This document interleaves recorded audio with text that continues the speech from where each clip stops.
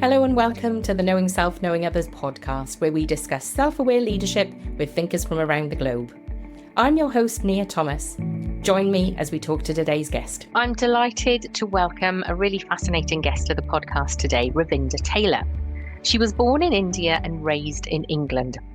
And Ravinder has experienced life through multiple cultural lenses. She studied microbiology in Wales, where she developed a deep appreciation for the Welsh culture and even learned a few words of Welsh, ardderchog, Ravinder. But science was just the beginning. A chance encounter with a presentation on hypnosis and psychotherapy sparked a new passion. So after undergoing hypnotherapy herself, she trained in the field for 3 years, exploring the power of the mind. And during that time, she met her husband, Eldon Taylor, who is a leading expert in subliminal communication. And together they have explored psychology, neuroscience, and personal development. She's now based in Washington, and Ravinder is dedicated to understanding how our subconscious minds shape our lives. Ravinder, it's really lovely to have you here. So tell us a little bit more about your journey from microbiology to hypnosis and psychotherapy. It was quite a journey. You know, I was very much the hard scientist. If science couldn't demonstrate it, I wasn't really interested. But I was working in a path lab when there was a presentation that was hosted by the hospital, the Leicester Royal Infirmary. They were hosting this presentation on hypnosis.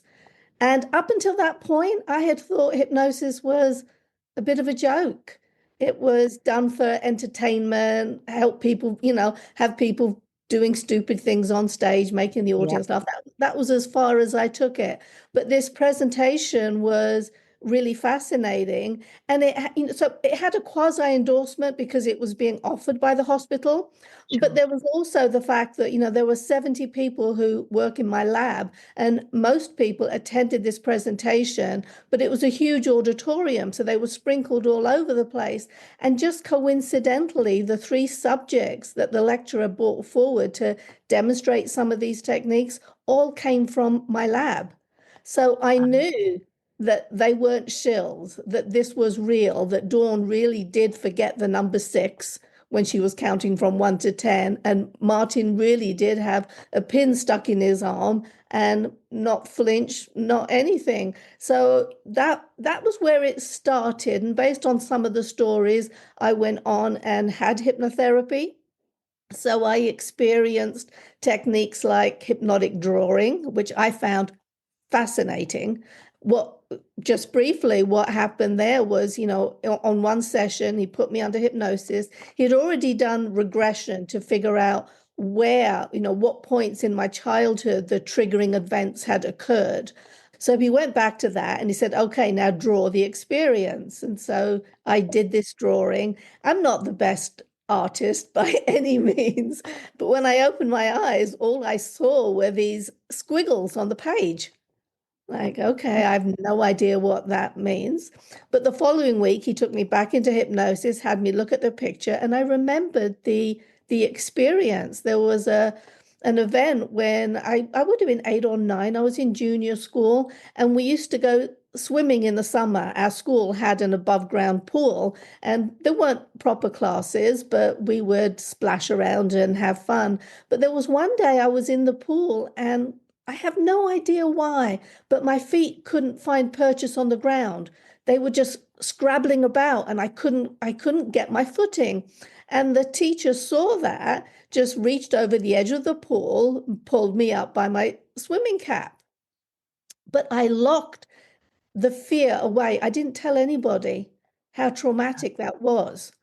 I barely acknowledged it to myself. I locked it up, put it away, but under hypnosis, we had gone back to this situation, and this was something that was causing me stress, happened in the past, but was influencing my present. So I went on and did a 3-year course in hypnosis and psychotherapy, got introduced to the field of subliminal communication, and the rest was history. I've just been spending the last 35 plus years researching ways to understand the mind, but not only that, to find the practical applications to the research that I was discovering. So you mentioned there that you were working in a microbiology lab at the time. We were all hard scientists, and so I was watching this phenomena going on with three people that I knew. So Right. therefore it was real. So you had the two parts of it, the quasi endorsement from the hospital system, and also the fact that I had witnessed my friends, my colleagues undergoing the process. So it gave it a level of authenticity, is what you're saying. Yes. Yes. So tell us, what exactly is hypnotherapy? I'm sure lots of people will have heard and watched people on the stage doing that sort of comedy hypnotherapy, but you're talking about something quite different, aren't you? Yeah, because on the stage, that's not hypnotherapy. They use hypnosis. Hypnosis is basically a technique to slow down brainwave activity. An analogy that we often use around here is if you look at the faster brainwave activity when you're alert, when you're excited, your brainwaves are going crazy. But if you picture that like a fence, and so information can't get through. You can't access deeper information. But when you slow down brainwave activity, the holes in the fence grow bigger and bigger, and you have the ability to access information that is normally buried. Just think about it. If you're really upset or stressed, that tends to affect your memory. Well, in hypnotherapy, we are aiming to go back to memories that are stored in the subconscious mind. So you have to get even more relaxed in order to get there. And hypnotherapy, there's different techniques. You can have someone put you under hypnosis and then just have you picturing an an upcoming experience, but picturing you doing it successfully. And you hold that in your mind so that when you actually come to it in real life, that stress doesn't build up and you relax. But the hypnotherapy that fascinated me most was about accessing memories in the subconscious mind, stuff that you don't remember, you've locked away, but it has an influence on your life experience today. It's guiding you, even though you've forgotten all about it. You're like a puppet on a string. You're being controlled by old beliefs, old memories, things that don't serve you today, but they're affecting your present. Interesting that then you're talking about things that we don't really accept or are aware of. And when we talk about self-awareness, it's about bringing those things to the surface. So if we want to develop our self-awareness, how might we use the tools and techniques that you're able to help us with?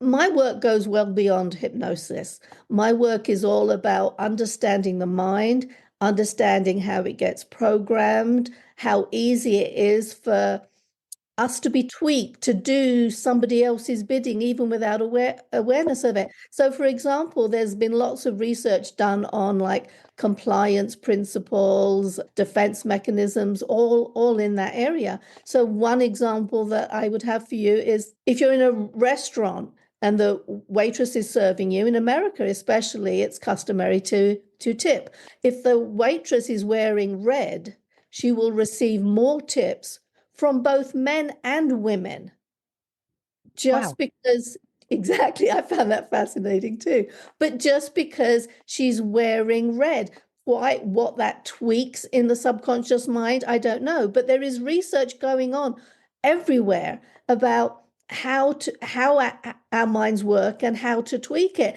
And this information is getting used. Who do you think is using that information?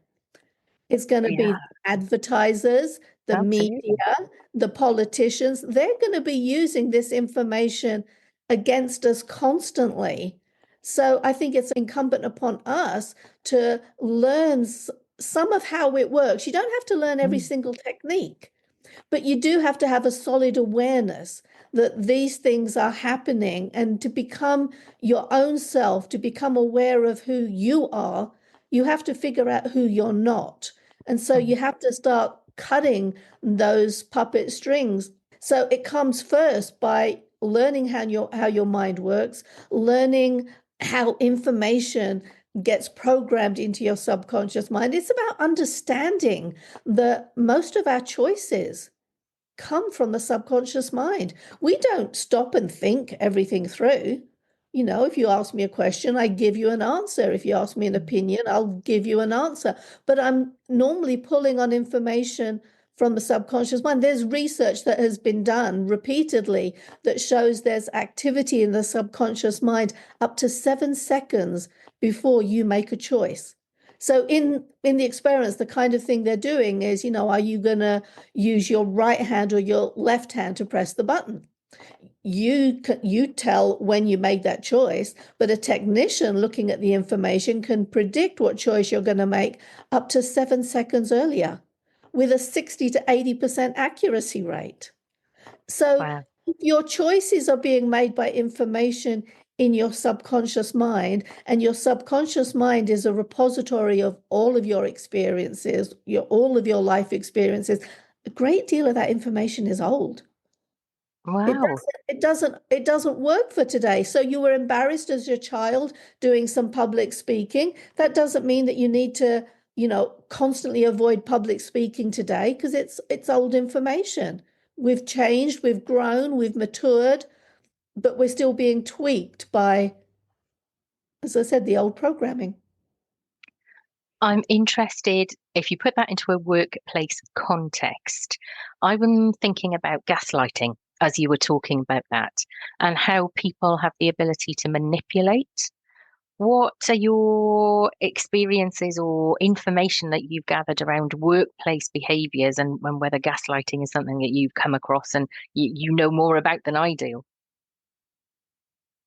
I don't tend to think too much about gaslighting. Gaslighting happens everywhere. That's not just to do with the workplace. There is a great deal of the information I cover in mind training that will apply in the workplace, whether you are a team leader and you've got people working under you. How can you get the best out of them? Well, some of that comes down to, again, understanding how your brain works and what someone's proclivities are, where their strengths and weaknesses are. And when you understand, some people are more left brain, some people are more right brain. That's not an actual fact, but we do have, this idea that the left brain person is more logical and rational, and the right brain person is more artistic. Well, again, somewhere in our past, we will have decided where we fall on that spectrum. And by deciding where we fall, we can restrict our further opportunities. So, as I said before, I'm not the best artist. So for years, I didn't do any art at all. It's only as I've been encountering this kind of information that I go back and rethink that. And then I start, you can reassess the information. So my early artistic attempts weren't very good. Art, when I was a kid, it was one of those subject areas that was being phased out. So I had very little actual instruction. Where I did have good instruction, I produced some things that I was kind of proud of, but it was very limited. It was very little. So today I look at that and thinking, why do I block myself? So I did a teach yourself to draw in 30 days course. And I was so impressed with what I turned out. So when you're bringing this back to the workplace, there are some people who are better at organizing. There are some people who are better at following, trying to maximize the abilities of your team. You need to pay attention to this. And then you also bring in like the Pygmalion effect. The research was originally done in an elementary school where they were looking at children. And by getting the teachers to think that certain students in their class were particularly gifted, they found, that those children actually performed a whole lot better. In the first grade, it was like 15% better. In the second grade, it was like 7% better. As the kids got older, the effect wasn't as strong, but that, you can explain that away because the teachers have an idea of what the other kids are like. They'll have spoken to other teachers, and the kids will also have an idea of where they stand in the class ranking. But this hasn't only been done in schools. This has been done in the military, in workplaces, in sales teams. So believing in the people that you are leading will go a long way, a huge way, to helping them perform their best. But bringing this down to a personal level, we've all experienced when you've got that authority figure who's standing over you and they're glaring at you, and you can forget the most basic things. You can forget how to spell when someone's glaring at you and rushing you, and you're feeling all tense. But if you can build up your own self-belief, then the Galatea effect comes into play. So it doesn't matter what someone else believes. There was one research study, they were looking at different sales teams, and they grouped the people into 3 groups. They had the high achievers, and they were told to strive even higher, and they did. They did wonderfully. You had the bottom group, and because they were in the bottom group, the attrition rate was huge. They quit, they gave up. But what was fascinating was the middle group in this one research study, where the leader of the group refused to believe that they were less than. She had that inner belief, and she inspired her people to have that inner belief. They did not do as well as the top group, but they had a significant increase. So in the workplace, having an understanding of these mechanisms, how they work, how the programming gets in, how significant it is that if you're a team leader and you get an award, acknowledge your team, because that will make your team work better. And if you are just a team member, acknowledge your leader, because that will just tighten those bonds, and you will all just perform better. And the workplace environment just gets better when everyone believes. When you focus on the positive, we've all got good aspects to our personalities. We've all got our weaknesses. You can focus on the weaknesses only, and you'll watch someone's performance crash and burn. But you focus on their strengths, you will bring out the best. Yeah, absolutely. And we often talk about that, how that praise and how that acknowledgement has such an impact on somebody's self-belief because of that.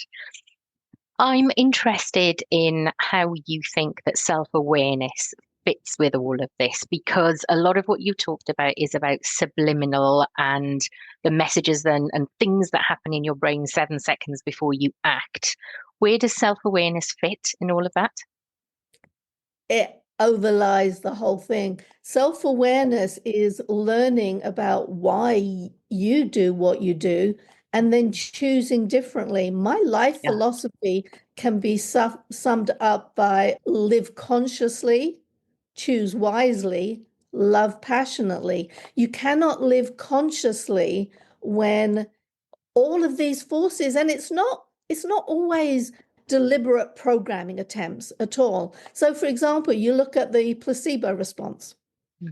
Placebo response is a wonderful example of the power of the mind. People can be given a sugar pill, and if they handed the sugar pill correctly, they can cure themselves. That's wonderful. But one thing that I found really fascinating when you looked at global effects, what they found was that for hypertension, the placebo effect in Germany was low. But when they look at gastric ulcers, they found that the placebo effect in Brazil was really low. In Europe, it was higher. And in Germany, it was even higher.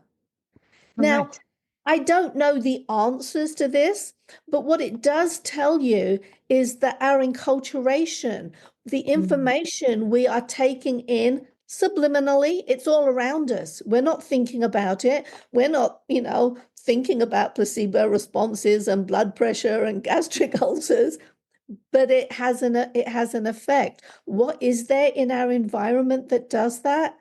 I don't know. when it comes to health and wellness, my work will focus on bolstering up that belief that we do have the ability to heal ourselves, that frequently, not always, I'm a strong proponent on being kind to yourself.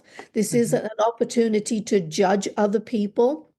But in my own experience, I had the same thing. After my second child was born, I developed rheumatoid arthritis. It was a really ugly situation. It was really scary. When my son was 3 months old, I was having problems changing his diaper because I couldn't hold his legs up with my left hand because my shoulder didn't work. So there were lots of those kinds of experiences. But when you take self-responsibility out to its limits, which I did in this, and I start to say, well, why am I doing this to myself? Now, it could be that the answers that come up, what you want to ask yourself is, what do I get out of this? And, so some possible examples can be that I get extra attention for it, or I don't have to participate in something, or I get my partner to do what I want them to do. These are just some random things, So I went in and I did that to myself, and you allow some of that free thinking to go on. So some of the answers that are going to come up are going to be ridiculous. But it could be that one of those ridiculous answers is the actual answer. But you open up possibility. I did all of that. I looked at all of the things. And the beauty is you don't have to share the information with anyone else. So I did all of that work, and then 15 months afterwards, so I was bolstering up my self-belief. We have this Inner Talk line of programs. These are subliminal self-help programs that can program the subconscious mind automatically it's like positive affirmations, just at a much higher level. So I was using an Inner Talk subliminal program for accelerated healing and well-being. I played that every night, all night for 15 months. And the affirmations there are, my body works perfectly. My mind knows how to heal itself. All of these kinds of stuff. I just inundated myself with those beliefs. I went through the self-responsibility part of it. Why am I doing this to myself? And then I came across a supplement, CMO. It's an extract of beef. It's a simple extract. An interesting aside is I am vegan. 3 weeks after I'd completed this course, I never went back and used my RA meds again. Now, I had tried to get off them before, but it wasn't pretty. It regressed really, really fast. But after using this course of supplements, I was cured. Now, was it the supplement? Was it the fact that I had done the psychological work behind it, looking at self-responsibility, and I just needed that extra push? Was the CMO a placebo? If it was so strong, it would be sold to everyone as a cure for RA. I can tell you that it worked for me, but that wasn't the only thing that I did. I did all of this work, looking at my subconscious beliefs, trying to figure it out. I did everything in my power to make the placebo response work for me, and it did. I've not taken any RA meds now for 25 years, 24 years, something like that. You talk about subliminal communication, which makes me think about micro interactions. It feels like they are two sides of a coin, but they are very, very close together.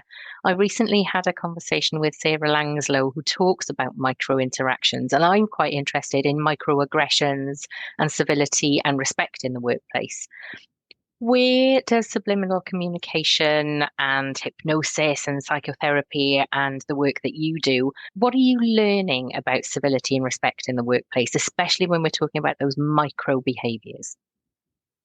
The micro behaviors have a huge effect on us, the ones that we exhibit to other people. There was some research that was done with dogs that were trained to smell drugs. They were trained for that. And the handlers were told that certain places were marked And there were some decoy sausages, to try and get these dogs off track. What they found was when the handlers knew where the stuff was planted, even if it wasn't, because they marked the wrong places, the dog still responded. When it comes to the Pygmalion effect, they've actually filmed lecturers or teachers, and it's the micro expressions, so the student can tell whether the teacher likes them or not. Even if they're not aware of it consciously, they can tell. And if the teacher doesn't like them, they don't do as well. If the teacher likes them, they do, which is why the Pygmalion effect worked, because the teachers were told that A, B, and C student were the most likely to be successful. So they gave them more attention. They smiled at them more. The best way out of dealing with this comes back to the Galatea effect. Build up your own self-belief. Understand that we do intake this information. And so after a bit, you learn to take it with a pinch of salt. There are people, we can't change the people around us. We are aware of those people, even if we're not aware of the microaggressions specifically. We're aware that that person doesn't like me. That person looks down at me. That person doesn't respect me. We know it. Yeah. Just understand that this information is coming in that way. You can try reframing it. One of the classic example is that the bully in school can often be the child who's being bullied at home. Yeah. So if you can meet that with compassion, you don't have to say, this person's mean to me, so I'm going to be mean back. I actually have an interesting example of that. I had to see a specialty dentist at one point, and every time I went, I just felt like he didn't like me.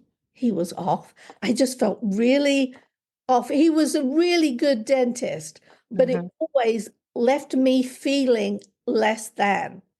Right. I remembered an example that my husband had shared with me.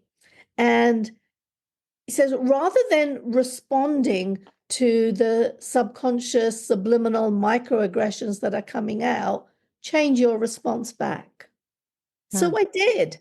So I went in, and rather than being, timid and small and yes, whatever you want, doctor, whatever, that type of stuff, I went in with a smile. Hi, doc, how are you? Have a good day. Thanks so much. I really appreciate this.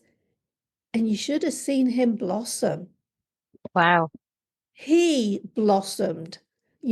He was uplifted by it. So don't think that these microaggressions that are going on around you, that they mean anything bad about you. They are more talking about the individual. And what can you do to change that? By not responding in kind. Yes. By changing the script, by being friendly. I have seen this happen time and time again when I thought there was someone that didn't like me. If I was really friendly back, I would discover, no, that there's some other explanation for it. I don't know what it is, but I'm not going to reflect the microaggressions back. Whether I reflect it in a microaggression or I reflect it in, being small and weak and meek and silly. I'm not going to do that. You claim your power. You claim your power and you spread the joy. That sounds really twee, but it is about spreading it. It's about being the change that you want to see in the world by having an understanding of other people. They all have their long bags of subconscious information, all of the negative experience. We have a bias towards the bad. The negativity bias is so strong and we all have it. So you can help someone overcome theirs. When you understand it, it empowers you. And then you're not subject to it so much. Yeah, I was thinking exactly the same, that it's about, we don't realize how much power we have, and we often take that stance of it's negative towards me, but actually it might just be that somebody else's situation is very negative and we need to use our power to bring them out of their shell or to make their day better. And as they say, be kind to unkind people because they're the ones that need it most. And that seems to be Very exactly what well you said, say. Nia. Very well said. They invariably do need it the most. Be the example. Be Yes, that person that reaches out. yes. It does make a huge difference. And then when you start talking about the whole argument about free will, there's so much work that has been done. There are many of the world's brightest minds will tell you totally there is no such thing as free will. We're a product of our genes, our nurturing, our life experiences. Everything that we do has a precursor to it.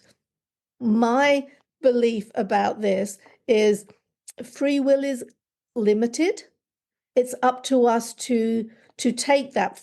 So you take that first by, taking charge of how your subconscious mind is programmed. You start making changes in your life.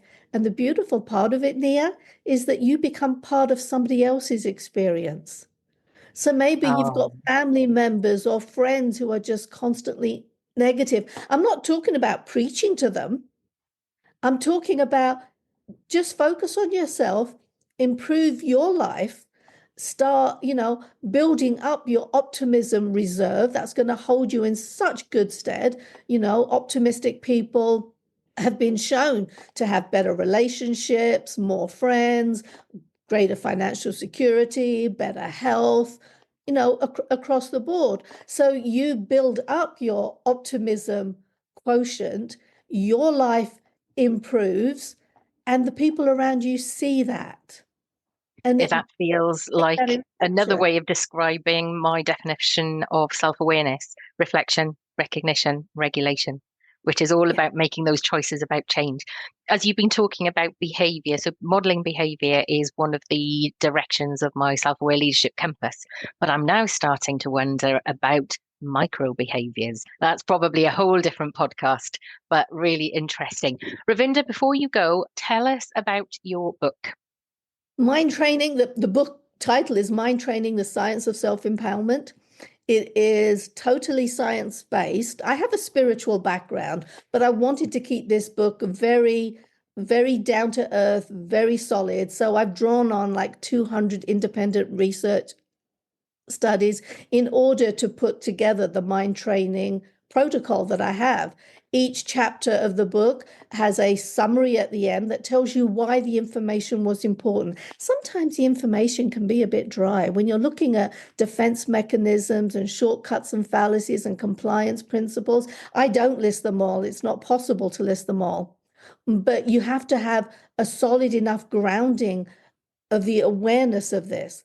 But so what I did to make it a little bit easier for those people who maybe aren't as scientifically inclined, you need to read the material, but at the end of each, I have a section that will summarize why it's important. But then I also include exercises. Okay. There is a difference between having an awareness of this information and truly knowing it in your heart of hearts, knowing it inside, making it a practice. So the end of each chapter will have exercises that you can start putting into practice. They're not difficult. Some of them are incredibly simple. I think the longest exercise that I have in there will take you 12 minutes.